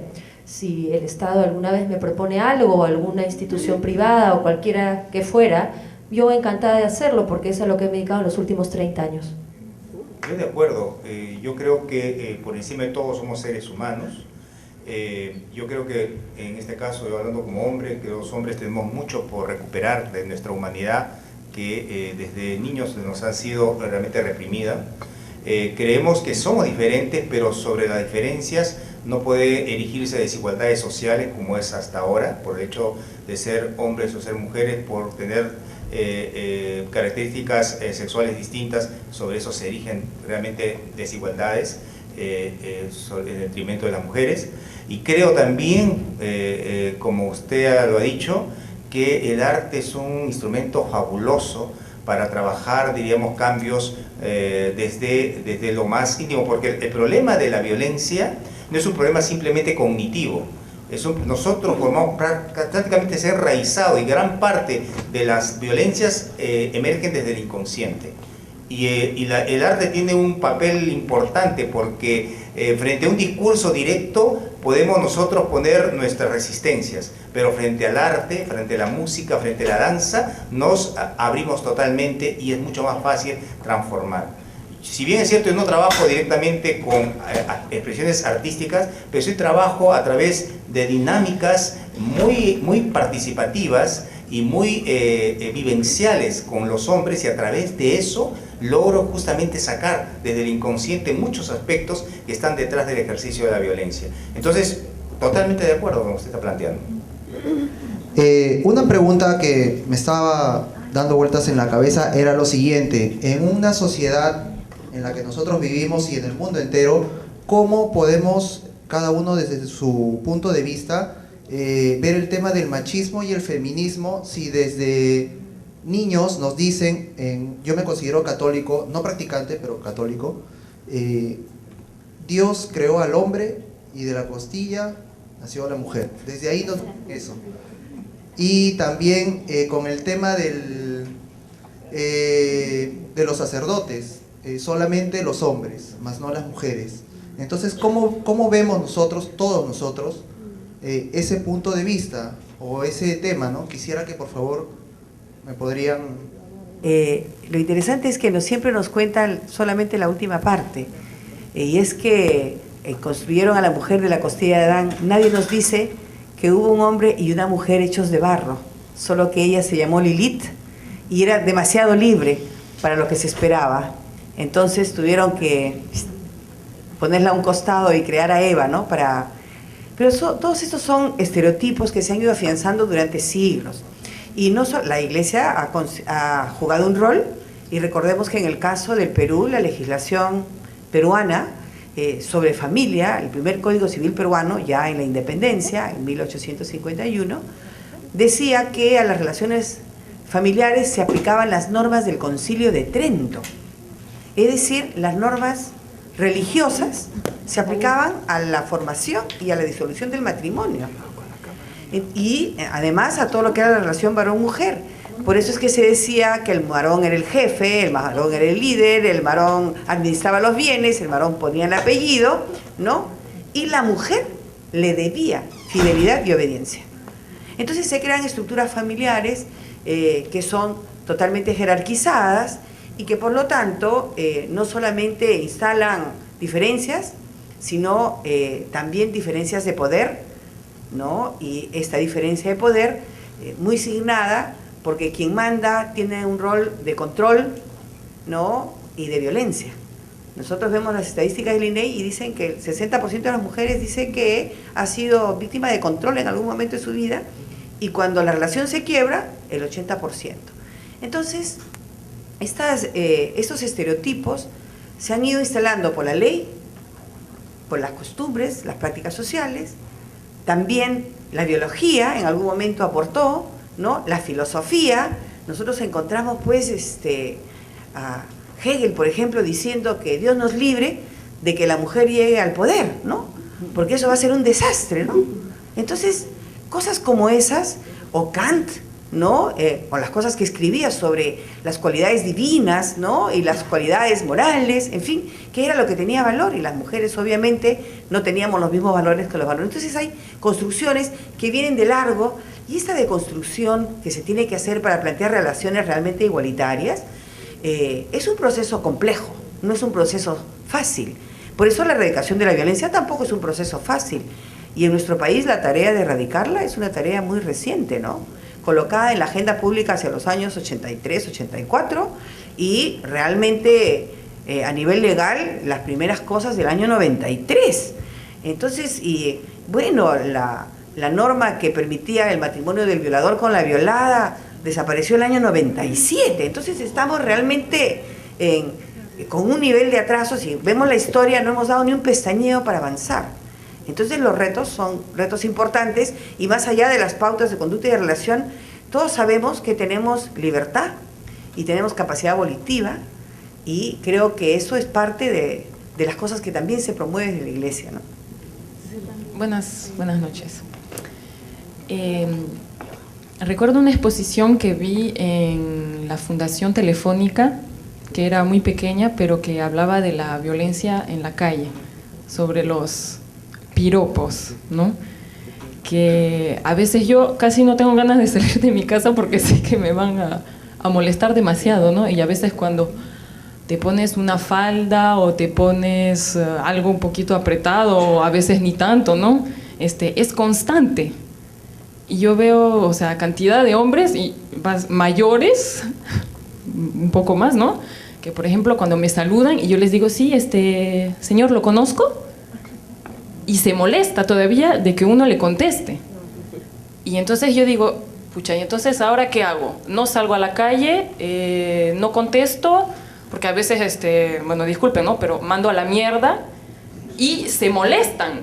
O sea, ¡ay! Tiene el descaro de contestarme, porque a mí esos piropos me suenan como que me estuvieran, igual como un insulto, porque acaso no, o sea, las mujeres no somos pedazos de carne, ¿no? Que cualquiera puede estar mirando así como lista para el consumo, digamos, y sinceramente es insoportable, ¿no? Entonces, a veces también digo, no puedo ir a tal lugar porque me van a molestar si voy sola, una mujer sola, ¿no? Van a molestar. Y otras mujeres dicen, no, ignora nada más, haz como si no existiera. Entonces, ya no sé qué hacer, o amargarme la vida y mandar a la mierda a todos los molestosos, o ignorar, pero digo, ¿cuál es no sé, algún consejo para ver cuál es la forma correcta? Porque si uno se queda callado no va a cambiar, pero si contestas mucho te amargas la vida, entonces, bueno, no sé. efectivamente ese es un problema muy serio. Justo desde la Municipalidad de Lima nosotros estamos planteando una acción, la otra semana comienza esta campaña, que es contra el acoso en los medios de transporte inicialmente, ¿no? Entonces se llama Yo Viajo Seguro en el Metropolitano. Hemos comenzado con el Metropolitano, pero ya hemos hecho un trabajo de capacitación con los fiscalizadores del transporte público. Entonces el próximo año vamos a hacer un trabajo mucho más fuerte a ese nivel y estamos en conversaciones. La Universidad Católica tiene un observatorio justamente del acoso callejero para ver cómo vamos a abordar este tema. El asunto es que en nuestro país los niveles de tolerancia a la violencia son tan altos que nosotros nos preocupamos de las violaciones, del maltrato físico cuando hay fracturas, ojos morados, pero realmente el maltrato cotidiano, que es el considerado maltrato sin lesión, es ampliamente tolerado y nadie ni siquiera se preocupa de registrar sus dimensiones. Estamos hablando de jalones de cabellos, coscorrones, jaladas de oreja, empujones, pellizcos, etcétera, que son distintas modalidades de violencia, que son frecuentes, constantes y cotidianas, y entonces es como si no pasara nada cuando en la vida de la persona realmente se produce, por un lado, un entrenamiento a aceptar y a convivir con la violencia como un hecho cotidiano, pero por el otro también mella fuertemente la estima, ¿no?, las capacidades de las propias personas y la sensación de indefensión es muy grande, ¿no? Porque uno va, si van a la policía le dicen, bueno, ¿y qué le he hecho? Me tiró un par de cachetadas, me jaló el pelo, pero ayer y anteayer y lo otro. Ah, bueno, pero a ver, ¿qué quedó? Bueno, el médico legista le va a decir que hay 0 días de atención médica por 0 días de descanso, o sea, ahí no pasó nada. Y la ley, tanto la ley penal como la ley de violencia, consideran e incluyen el maltrato sin lesión. Nadie las codifica. Las comisarías, incluso los formatos de los centros de emergencia de mujer, no tienen el cuadradito para marcar maltrato sin lesión. ¿Por qué? Porque como es una cosa que la vemos como leve, la toleramos más que otras cosas. Y queremos, así como hay que evidenciar y probar que uno es macho, hay que probar que sí la han violentado realmente. Aquí está, mira el moretón, mira, porque si no, no se nota, ¿no? Entonces, en el caso del acoso callejero y del piropo, lo que ofende es la sensación de que uno le tratan como un objeto. Y ojo que no solamente es piropito, a veces agarran con lo que pueden, ¿no es cierto? Y sienten que, como muy bien ella señala, que uno es carne que está a disposición, o sea, que las mujeres son un objeto sexual para la vista y para el placer de otros, que pueden decirle lo que les da la gana y no hay mecanismos de protección. Entonces, sí, nosotros queremos avanzar en eso. Justamente el día de hoy he leído, me llegó un correo, nos están pidiendo una cita a un grupo que está trabajando el tema del acoso callejero, que hizo un evento el otro día que se llamó La Marcha de las Putas. Tiene un pronunciamiento, sí, grande, donde dice, yo puedo andar como quiera sin que nadie me esté mirando, ni me esté juzgando, ni me esté tocando, ni me esté diciendo nada. Entonces es un pronunciamiento interesante, nos lo van a entregar a la municipalidad para ver de qué manera podemos abordar también este tema que afecta muchísimo a las mujeres y no de todas las edades, ¿no? Porque depende de los gustos de los varones, ¿no? Entonces allí no se salva ni la flaca, ni la gorda, ni la que tiene, ni la que no tiene, ¿no? Entonces, y además, fíjense que antes el piropo era una cosa distinta. Yo recuerdo, hoy ya tengo mis buenos años, ¿no? Yo estoy peinando cerca de 60, pero yo recuerdo que alguna vez por el centro de Lima escuché, no me piropeaban a mí, qué pena, sino a otra persona, ¿no? Pero escuché una décima de Nicomé de Santa Cruz. O sea, le lanzaban una cosa bella, digamos, ¿no? Que uno se halaga de contestar y uno voltea para ver quién le dice esa cosa tan bonita. Pero ahora, las cosas que dicen realmente ni en un tuit uno las acepta, ¿no? Entonces, realmente sí me parece que es bien importante y que hay este tipo de organizaciones. Hay un grupo de la Universidad Católica, tiene un observatorio del acoso callejero, porque estamos tratando de que haya algún tipo de evidencia, de estadística, de espacio donde la gente pueda decir lo que le pasa, porque para invertir en el Estado a uno le piden evidencia. ¿Dónde está el problema? ¿Quién se quejó? ¿Dónde está? ¿No? Entonces yo sí creo que es importante avanzar también a ese nivel, ¿no? Y creo que el consejo sería, hay que organizarse, porque no hay que aceptar una cosa así. Preguntas cortas y respuestas cortas también, por favor. Buenas noches, con la venia del embajador y de la mesa, quiero dar más que todo una sugerencia y consejo. Mente sana es cuerpo sano y cuerpo sano es comportamiento sano. Mayor educación y formación ética, moral, sin violencia, principalmente a nivel familiar, a nivel estudiantil, bullying social ambiental. La violencia es una alteración traumática social traumática y psicológica. Comúnmente ocurre, que lo dice el psicoanálisis, desde la niñez y se traduce y se lleva a cabo en la adultez. Eviten las damas presentes y todas las mujeres del mundo los ambientes de violencia y la cultura, una cultura sin violencia, produzcan una cultura sin violencia. Afiancen la mayor psicoterapias de no violencia. La mujer es una niña, eso quiero que lo entiendan todos los hombres, es una niña. La niña madura es la responsable, es la profesional, y la poco madura, o que va a madurar, es la mujer simple de casa.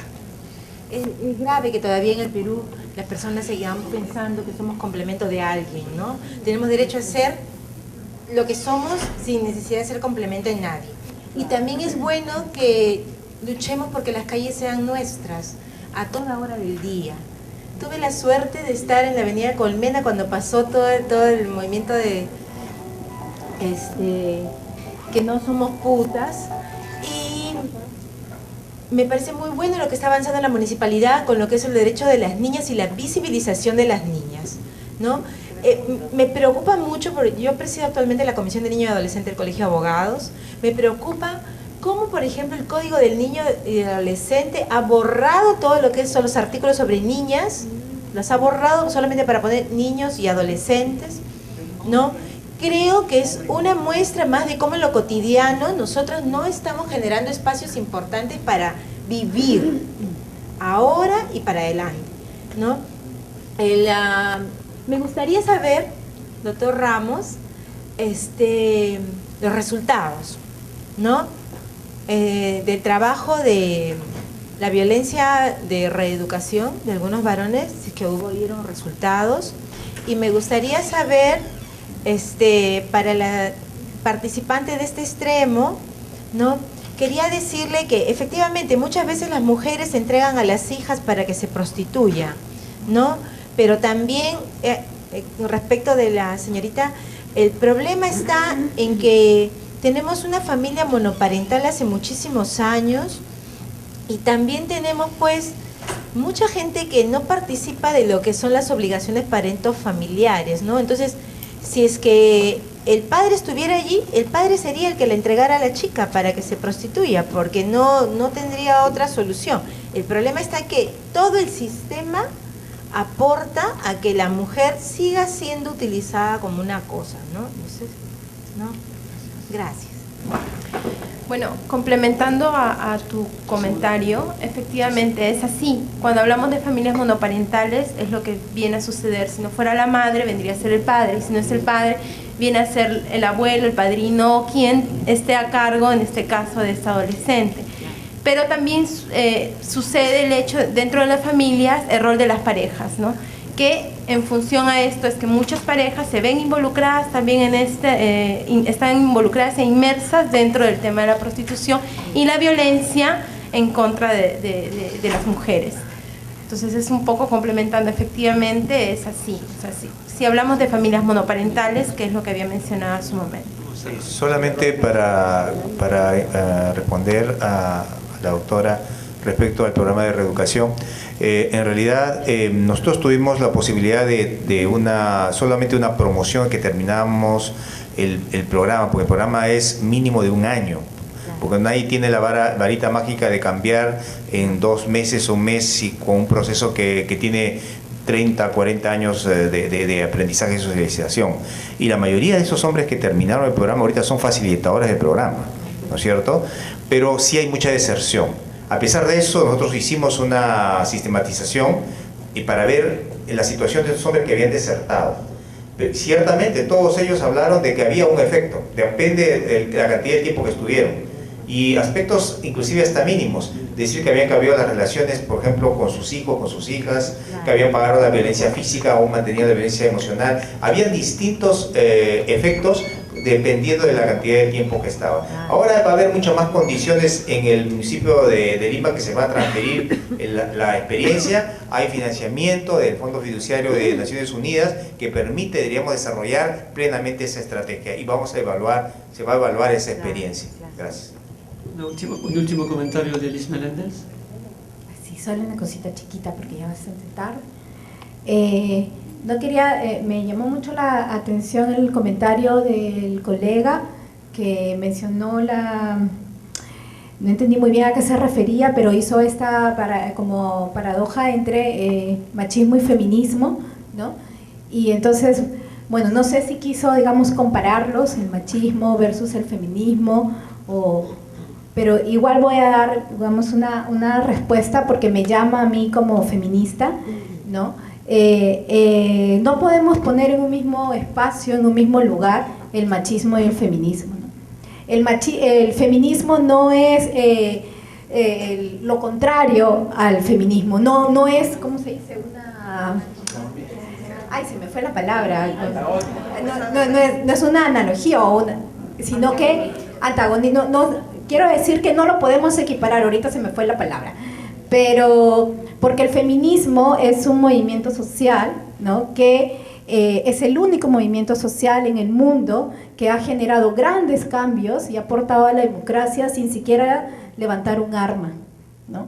Y creo que muchas mujeres, aunque no se consideren feministas, tienen que tener algún tipo de reconocimiento a este movimiento en vez de estereotiparlo o sancionarlo como muchas veces se hace, ¿no? Incluso satanizar a las feministas como personas que o son malas o bueno, tienen algún tipo de defectos, cuando en realidad son personas completamente comunes, diferentes, hay feministas diferentes, ¿no? Y que en realidad el feminismo sigue luchando por el derecho de todas las mujeres.